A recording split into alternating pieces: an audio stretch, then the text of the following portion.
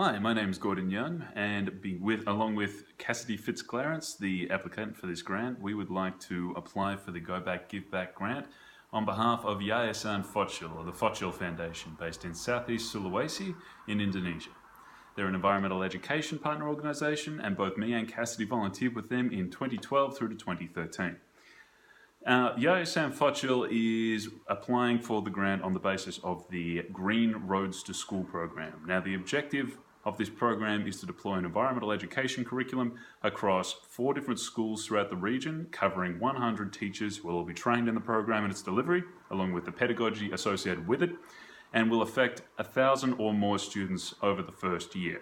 The intent is to use this as a pilot program, which will subsequently be rolled out to all the schools in the entire region, totaling something in the realm of 200 different schools, and following a monitoring evaluation process used to identify challenges and opportunities within the program.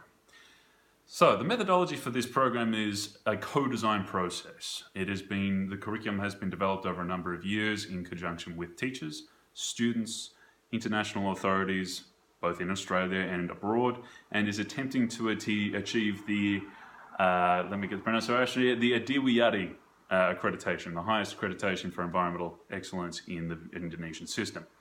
Now, I can speak to the quality of this program. I've worked with Focil in the past on the environmental education program, and I do that professionally. So I'm a professional environmental consultant, also work as an ethics consultant, professional ethics.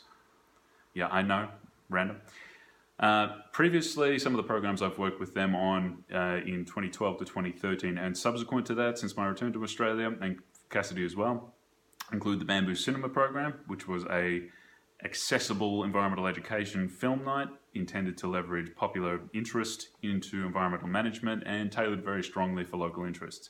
There was also the Sandwich program, which was a UN program that we applied for and won the tender for, and was delivered on time, within budget, and with very good engagement from the schools involved there.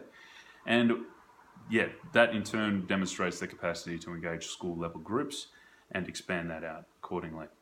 So, in terms of the methodology going forwards, we've got the capacity building process. So in other words, Focil is aware that the funding is limited, as is their time and their resources, for reasons in particular with Focil and for reasons I'll get to in a second.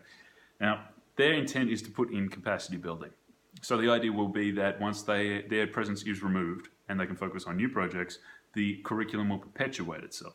The building of the capacity within the teachers in particular who will be engaged in this, as well as the administration and the government departments responsible for its implementation, will ensure that this simply becomes business as usual, which is precisely what we want to see. There will also be a comprehensive monitoring and evaluation process employed throughout the project to ensure that the project stays to its objectives, adapts as necessary, and any risks or issues that emerge through the program are identified early and managed accordingly.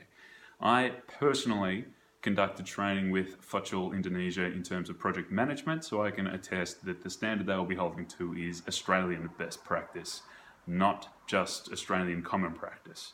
I can say from personal experience in my consulting work that monitoring and evaluation to a high quality are simply not done in most Australian projects, and I can say with confidence that they will be employed through this project in particular. So, why Focil, right?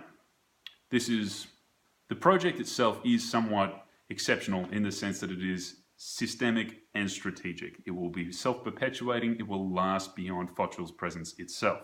It is intended to ingrain itself into existing practice to the point where it will simply become the new norm.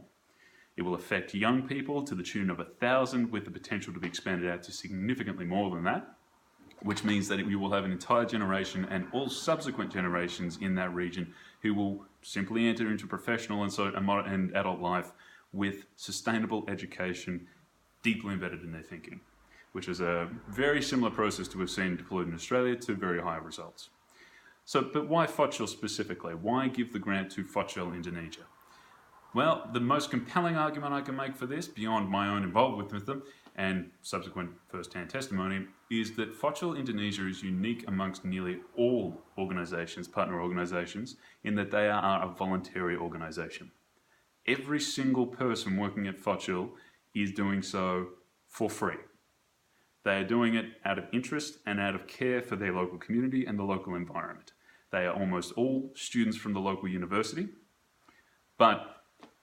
and as such are juggling both their studies, their work, and volunteering with Focil.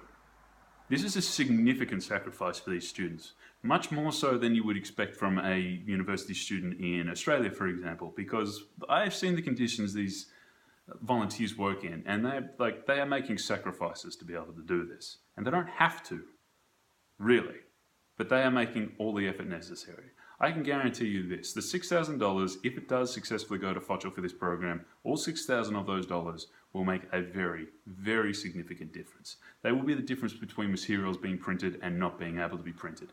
They will be, in particular, Focil is completely self-funded. Apart from grants they can win like this, they have to run fundraising activities as part of their core operations simply to be able to function. This $6,000 is roughly the equivalent of an entire year's pay for an average professional in that region.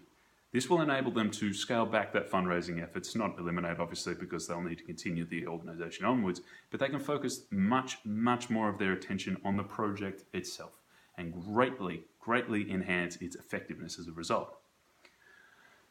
Building this capacity in the teachers, the community and the students, but in particular with the government, demonstrates Focil's strategic approach with this. They're not looking for a single project which comes and goes. They're looking for systemic change throughout this community, and I've seen this in practice and been very impressed by it.